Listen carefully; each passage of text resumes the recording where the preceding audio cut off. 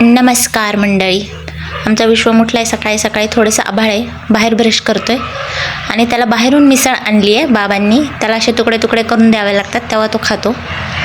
आणि मग काय परत आभाळ ऊन चालूच आहे. आणि आता आमचं इकडचं लाईफ संपणार आहे लवकरच. तुम्ही त्याआधी प्लीज सबस्क्राईब करून टाका चॅनलला. त्यानंतर मी हैदराबादचे ब्लॉग टाकीलच जमन तसं. आणि हा मस्त एन्जॉय करतो आहे आभाळ आलं तर. आणि पाऊस आलाच शेवटी, पण पाऊस म्हणजे एकदम श्रावणासारखा पडला पाऊस, पहाड आल्यासारखं. पटकन पाऊस पडून गेला आणि परत ऊन पडलं. आणि मग हा बाहेरच पावसात जोराची पहाड आली होती. आणि असा हा पाऊस आमचा संपला एकदाचा. आणि हा ओलसर रोड दिसतोय मस्त. म्हटलं घेऊन टाकते एक व्हिडिओ. नंतर आता तिकडे गेल्यानंतर काही नाही आहे, हिरवळ बिरवळ काही नसतं शहरात. सगळे कॉन्क्रीटचे रोड एवढंच काही असतं.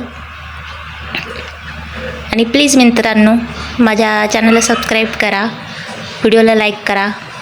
एवढ्या अडचणीत पण ही मांजर काय करत असेल? मुंगूस किडे काय शोधतीये काय माहिती, तिचं शिकार. आणि आम्ही मग बाहेर चालत बसलो.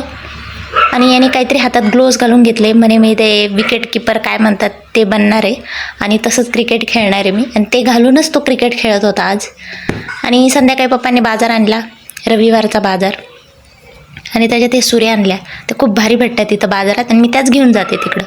ही झाली माझी भेळ खाण्याची तयारी सुरू. कांदा मिरची कोथिंबीर आणि त्याच्यात भेळ ॲड केली आणि मिक्स केलं आणि मस्त खात बसले मी बाहेर. याचं ते ग्लोव्ज घालून वाली क्रिकेट बघत मी बसले. आणि परत हा बाबांसोबत काहीतरी चालू आहे त्याचं. त्या खड्ड्यात पाणी साचले, त्याला मासे दिसत आहेत छोटे छोटे. संध्याकाळी इथं बघत होतो आम्ही. हे शेजारचे जे काका आहेत त्यांचा नाशिकला मुलगा राहतो. ते मित्र सगळे चालले होते शिर्डीला. आणि हा त्यांचा टेम्पो आहे. त्यांचे बाकीचे दोस्त असे सायकलने चालले होते असं ते सांगत होते आम्हाला. मग आम्ही त्यांनाच बघत बसलो. ते सगळे शहरातली मंडळी आले होते. काहीतरी त्यांनी ड्रेस कोड ठरवून असे दिंडी म्हणतात त्याला चालले होते. सगळ्यांना बाय बाय बाय बाय करत.